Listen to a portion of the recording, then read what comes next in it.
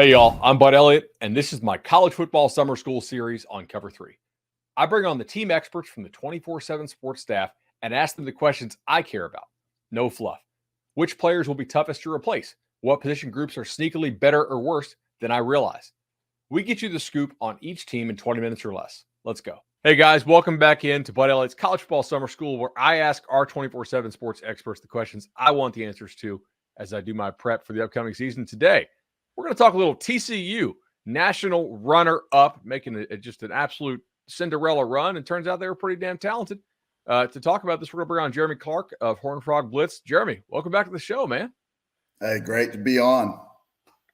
All right, so on the Cover 3 podcast, I will not take credit for the success, but we were liking TCU an awful lot last year. Me and Tom both had them pretty good numbers to win the Big 12. We're able to hedge out of that. I think we all bet the over-under win total. But I did not see 13-2 and play into a legitimate top 5 power rating. What was it like to cover this squad?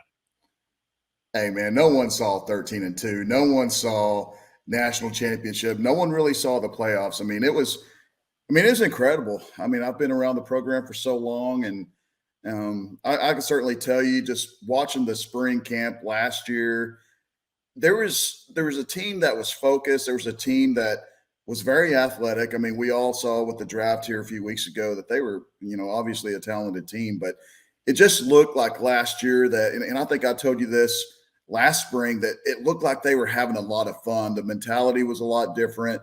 And typically when you have fun, you don't make as much mistakes. You look at the win column, you might have an extra one or two more wins, but I don't think anyone expected 13-2. And just going out to Phoenix, seeing that game against Michigan, no matter who you are, if you're a Michigan fan, TCU got lucky with some calls, but TCU wasn't supposed to be in that game. TCU wasn't even supposed to be close in winning that game.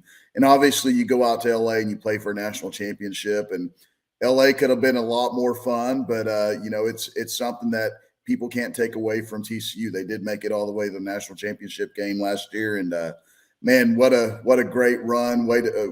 Just a memorable one for me, just being around the program for so long. And man, I'd love to do that thing again. So you lose Garrett Riley, who led them to a top 5 offense. Bring in Kendall Briles, who has had a lot of success on the field. What's the reception been like from the players you've been able to talk to? Man, it's been awesome. Everyone really, really likes Kendall Briles. If you look at just the way he interacted with these players over the spring, he's getting out there, he's running routes, he's getting out there being a cornerback, covering these receivers. Just the way he's real personable with these guys, these players. It's just something that, and that's not a knock on Garrett Riley, but you could tell real early with Kendall Briles that he was a little bit more active with these guys. And just talk with Chandler Morris and Josh Hoover, the 2 quarterbacks they had on scholarship during the spring. They love them. This is an offense too for Chandler that we asked Chandler all about. This offense really seems like it's made for you. And he said, man, it's a perfect fit for me. But just beyond the X's and O's, he really likes what Kendall Briles brings to the meeting room. He's very easy to go to. And if you look around the team, especially on the offensive side of the ball, especially with those offensive coaches, they've all spoken volumes about Kendall in the spring. And, man, I can't wait to see what they do with him this fall, because he's always had success wherever he's been as an offensive coordinator. And they lose some weapons, but they still have a lot of weapons returning on that offense. It's interesting you said that about Chandler Morris and the perfect fix. That's really where I was going to go, that they do lose Max Duggan. So when I think about this, the Briles tree and the veer and shoot, as I think they want it to be called now, oftentimes, it's the ability to lay that deep ball out there accurately so they can run under it, because they do take so many deep shots, which I think we've seen Morris do in his limited time in college. They also do run the quarterback a decent bit. I'm curious, do you think he's capable of that? Or if not, how do you think they'll modify to fit his skill set? Well, I think Chandler's a really good runner. If you look at that game he had in 2021 against Baylor, he threw for all those yards, 471, but he also had, I think, 70 yards on the ground. So he's not quite as fast as Max Duggan is, straight line speed, but he's got a little bit more wiggle to him. He's a guy that can escape the rush. He can get those hard yards. And I mean, I'll tell you right now, during spring camp, he was able to show a lot of that running ability. I don't know how much Kendall's going to rely on him running the quarterback draw or quarterback power as much as he did with KJ Jefferson at Arkansas, because they're two different type of quarterback bodies. KJ's obviously a really big kid, and Chandler's not as big. He's only about 5'11", 195 pounds. But I think when you look at Kendall's offense, he's going to have a running quarterback no matter what. I mean, we look at, as I mentioned, KJ Jefferson, but this is a guy that also coached De'Aaron King. And De'Aaron King was a guy that no one really thought could play quarterback in college at only 5'10" and only about 185 pounds coming out of high school. So I think with Chandler, he definitely has that running ability. Anyone that goes back and watches his highlight films from when he was a senior at Highland Park, man, he made plays through the air, made plays with his feet. And he's like I said earlier, this is an offense I think is really fit for his playing style. And I can't wait to see what he can accomplish this year going into his redshirt sophomore season. I thought the Horned Frogs had some underrated backs last year. I love Kendra Miller. Amari DeMarcado was a good player for them as well. Who steps up for them now? I saw they took Trey Jackson, the transfer portal. I don't really know what they have in him. What's your read on the backfield situation? That's a good one. I mean, if you look at last year, Amani Bailey was kind of the forgotten running back, but TCU fans knew him really well because it seemed like every time he came in there, he was making plays. He's not as big as Kendra and Amari, but he's got a lot of electric play in him. I guess the best way to describe him. He can take those 5-yard run plays that, hey, maybe miss a tackle. The next thing you know, you look up and it's 50 yards downfield. He's got more speed than Amari has. I don't know if he's quite as fast as Kendra was, but he's a guy that's very versatile. He can make plays out of the backfield, catching the football. He became better at pass blocking, protecting the quarterback during spring camp. But it's going to be a battle between him and Trey Sanders. Trey Sanders, we were kind of looking at him as, is he the 5-star back that Alabama recruited a few years ago? Obviously, he's had some injuries that he's had to overcome. But I'll tell you right now, the guy looks like $5 million. I mean, he's a very well put together running back, 6'1", a solid 215. They think he could probably play at around 225 during the season. He's a guy that if Amani's the lightning of the group, Trey is definitely the thunder. I mean, he can run over guys. Showed a lot of good run plays this year during spring, and actually he's kind of like Bailey in the role of being able to catch the football. They want to utilize those running backs getting out in the flats, throwing the football to them and see what they can do. But you also have Trent Battle coming back. Trent Battle was a redshirt freshman last year. Another guy that has great size, a versatile guy. He's probably played mostly third string this spring camp. I think he could play, at a higher level as the fall gets here. But one guy I'm really looking forward to seeing is Cameron Cook, the 4-star signee they had out of Round Rock, to see what he could come in and accomplish, because I know they have a lot of high expectations for him right now at running back as well. Awesome. A group that the expectations are going to be maybe a little tempered compared to what they had last year is receiver. They lose Quentin Johnson. They lose Darius Davis. They lose Tay Barber. That's 150 catches and 2,000 yards to replace, which is pretty substantial. I think most of those guys are either drafted or I don't know if they all three got drafted, but certainly are going to be in some NFL camps somewhere. How big is the drop-off here in your estimation? And if it's not a huge drop-off, who stepped up? Like who do fans need to know about? Man, when you put the numbers out there like that, it's huge. I mean, I haven't really thought about it that way, but one thing I will say is during spring camp, John Paul Richardson and JoJo Earl, that John Paul came in from Oklahoma State, JoJo from Alabama.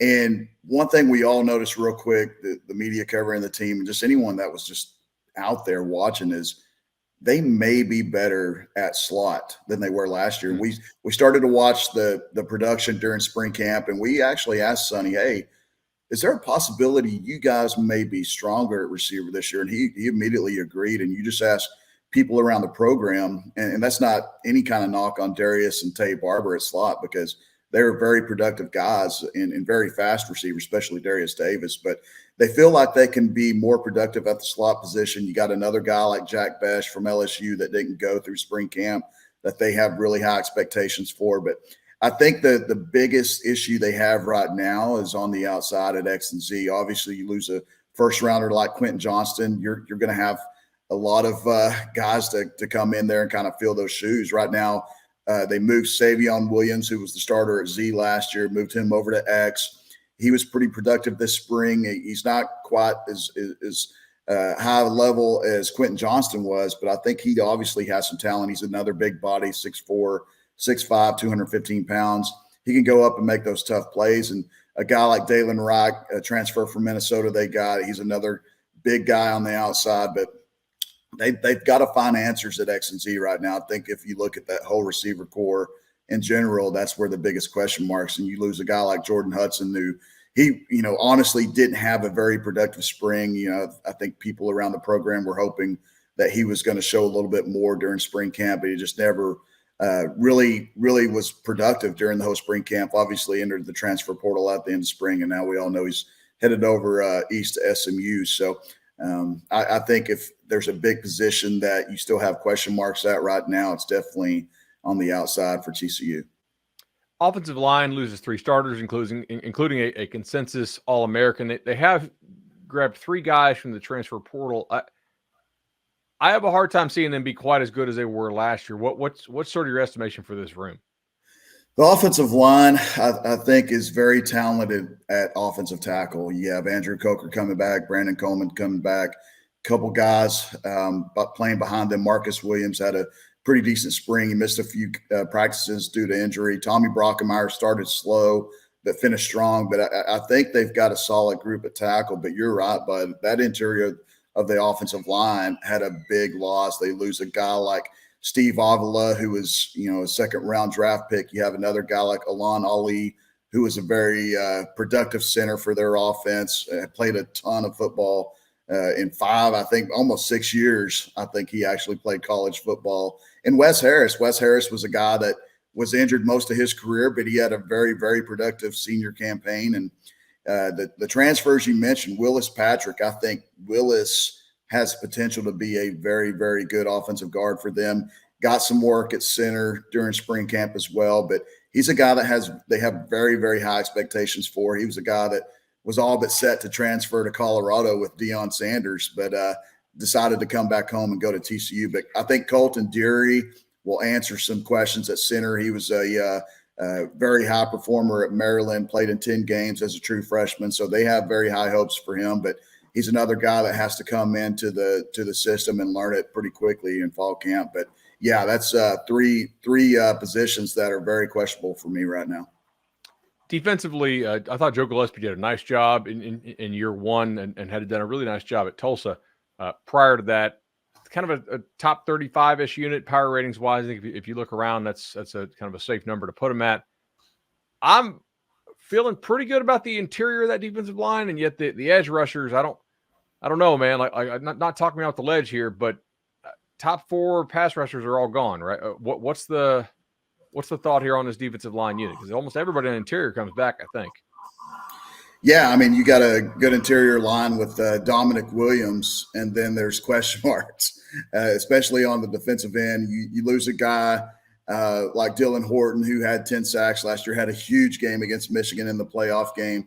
But you don't really have a lot of answers at edge right now, and that's still really a position that they're actively pursuing in the transfer portal just to see if they could add a little bit more depth. I like Caleb Fox. Caleb Fox was kind of a second-teamer last year. He had a pretty good spring.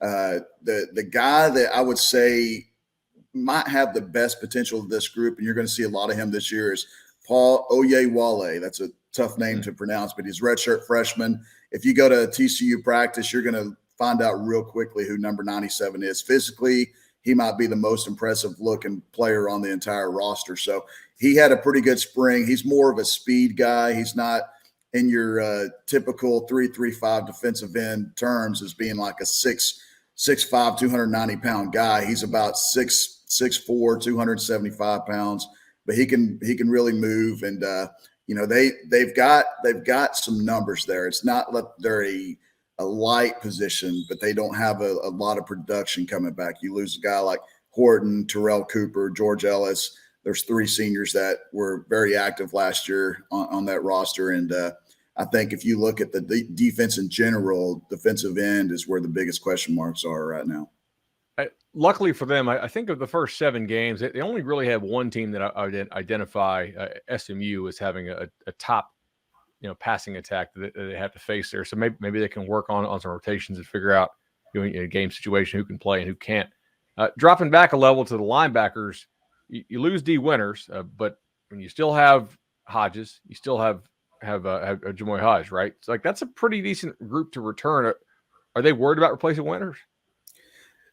Right now, I think they're pretty happy with how the linebackers played in the spring. You didn't have Jamoy Hodge going during spring camp, but what that allowed you to have was a guy like Shad Banks. Shad Banks is okay. I was going to ask you. Yeah.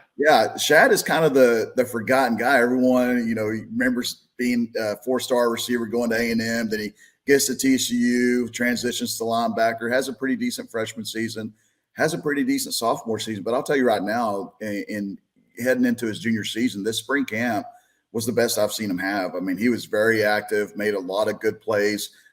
Pass defense was stellar in run defense. I don't know where they're going to put him at because he was playing the spot where Jamoy Hodge usually plays, right there at middle.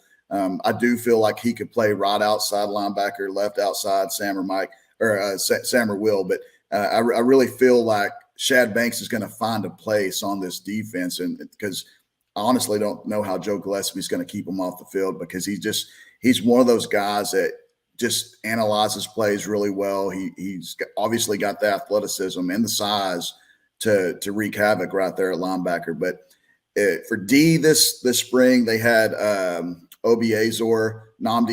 Obiazor come down from safety. He was kind of a 2-deep safety last year for them. He's got great size, 6'3", in 220-pound range, and has speed. They know it can cover well. But one guy that really impressed me this spring, and virtually everyone out there that came to watch, was Jonathan Bax. He's a high school early enrollee out of New Orleans. LSU tried to get him late. He decided to stick it out with TCU. And you talk about a true freshman that doesn't look like a true freshman. I mean, this kid should be just finishing off his senior year of high school. He's 6'3", 237 pounds. And you talk about a guy that looked comfortable, looked like he knew what he was doing, wasn't afraid to face older competition from the offensive line. He was taking on blockers. He was covering guys out of the backfield. And I really think they hit a home run with Jonathan Bax, and I can't wait to see what he does as a true freshman this year. I think he's going to make some sort of impact. And if they do have an injury with Hodge or with Hodges, I really do feel that a guy like Jonathan Bax can come in there and make some plays. I think Joe Gillespie is really known for confusing offensive lines, obviously, with some of the mixed front stuff. And in the back end, typically at Tulsa, I thought they did a great job of creating confusion. So if this defense doesn't see a drop-off, given what they lost at defensive end, and they do lose Hodges Tomlinson there in the secondary, I think he's the only guy they lose in the secondary. If they don't drop off, it's because the back seven was really damn good, right? This group should take a step forward, I think. Am I wrong? Yeah, you're looking at the defense, and this is, like you said, this is year 2 under Gillespie's system. And watching spring camp, I mean, they started very slow on defense. There was no doubt in my mind that Kendall Browse really hit the ground running with that offense, and the defense was you're scratching your head trying to figure out, man, it's this defense. Are they really going to miss D Winters that much? Are they really missing Dylan Horton? But after about the first 4 or 5 practices, the defense starts to wake up. You start to see them make plays, and especially in that secondary, you got a guy like Josh Newton that wasn't even in spring camp, but for some reason, and you mentioned Trey Hodges Tomlinson being gone, but the corners were playing well. And as I mentioned with the receivers, although they lose a guy like Trey, they might be deeper at cornerback. They are deeper at cornerback than what they were last year. You look at a guy like Avery Helm transfer in from Florida. There was one practice I'm watching him. He gets up in Savion Williams' face and presses him so hard Savion can't get separation or even get off the line.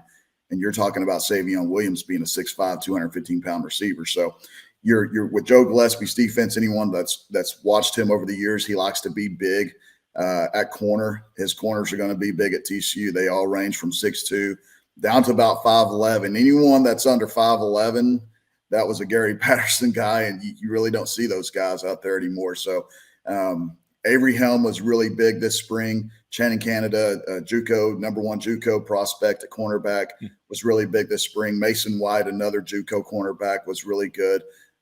I really feel that they're going to be very, very strong, the top four. Josh Newton will be back in the fall, and he's regarded as one of not only the top cornerbacks in the Big 12, but a lot of people regard him as one of the top cornerbacks in the nation. And what a team leader he is. It was fun watching him this spring, although he's not playing. He's just out there coaching those guys. But you look at the rest of the secondary, Millard Bradford's coming back for his third year as a starter. Mark Perry, second year as a starter. And Bud Clark. Bud Clark had a phenomenal sophomore campaign, and really everyone remembers that interception return he had against Michigan. And he's another guy that has just grown up in front of everyone's eyes, becoming more of a team leader, very vocal guy. And you're right. If they play at the same level they did last year in the secondary, they're going to be better overall as a defense. But I go back to the trenches, where we all know football games are won and lost, and they really have to improve up front on the defensive line, especially against some type of pressure on those quarterbacks. Or they're going to have to blitz a lot more. I mean, they were not a heavy blitz team last year. They would bring some pressure, but it was usually like they'd bring 3 down and add 1. It wasn't like a 5-6 man stuff too much, at least not per PFF. I'm just curious, like, will they have to blitz more this year? And if so, I'm wondering how they were looking at it. Yeah, they could definitely blitz more. And I think if you look at just being second year in that system, they'll be more comfortable doing those things. And I think that's not only with the players, but that's with Coach Gillespie, making sure his players know what they're doing. So I think the athleticism is definitely there. And when you got a guy that's a couple guys like in linebackers like Jamoy Hodge and Johnny Hodges that are extremely smart players, I think you start to trust them a little bit more and see what they can do from that linebacker position. I was telling everyone last year when they were looking at this defense, it was kind of surprising to see Dylan Horton as the team leader in sacks, because I was telling everyone it's going to be a linebacker. It's going to be a linebacker. It's going to be someone like D. Winters. And D. Winters was leading the team early on until late in the year. But I really do feel like this year I'm going to double down and say I feel like the team leader in sacks is probably going to be a linebacker. So where would you say, other than quarterback, that's kind of a cheating answer, where is the biggest drop-off between starters to reserves? Like what position group just has to stay healthy because the backups just, not that they'll never be able to play, but they're just not ready to play, for 2023? I'm harping on them, and I'm not picking on them, but I'm just going to say defensive line. I really feel like the defensive line, you have a very, very good interior nose tackle and Dominic Williams. Behind him, it gets kind of questionable. Caleb Fox, Paul Oyewale are good starters. Behind them, it gets kind of questionable. So, and again, we all know when you look at these football games and where they have to improve on it, it's got to be in the trenches. And I really feel like defensive line and really the way they're going at the transfer portal right now, it gives me the answer. They're still looking for those edge rush type players. And so I think defensive line's really big. I think offensive line, the interior position, center, you had a guy like John Lance that got reps at center over the spring. So he can play there, but he's more of a guard. I worry about the guard position. I worry about losing guys like Steve Avila, Alon Ali, and Wes Harris, and just the overall experience that those guys had. You replace them with a guy like Willis Patrick, who has a ton of football experience. Colton Deary has 1 year under his belt. He's gonna have to rise up to the occasion this year. They're expecting a lot of big things out of him, but I really think that right now it's defensive line, because if you look at the overall group for the rest of the positions, I really feel like linebacker's a stacked position. I really feel like cornerback is really loaded, safety's really loaded, receiver room's really loaded, running back's really loaded, and quarterback. Although you look at what Max had last year, obviously one of the best years in TCU history, Heisman runner-up. There's some whispers around TCU that Chandler was still better in practice last year during that magical run, but they still went with Max because Max was just a gamer. But I don't know how much of a drop off they're going to have with Max and Chandler, because Chandler actually beat out Max as we all remember, to start the season last year. So it's going to be exciting to watch because you have those variables with him coming back from an injury. He's ready to play. He's ready to prove all the doubters wrong, and you've got a new offensive coordinator at the same time wants to prove to every TCU fan and everyone across the nation that his offense is spectacular. And man, what a great combination for those two to go at it to prove a lot of doubters wrong. Absolutely. Jeremy Clark, HornedFrogBlitz.com. Appreciate it, man. Thanks a lot, Bud.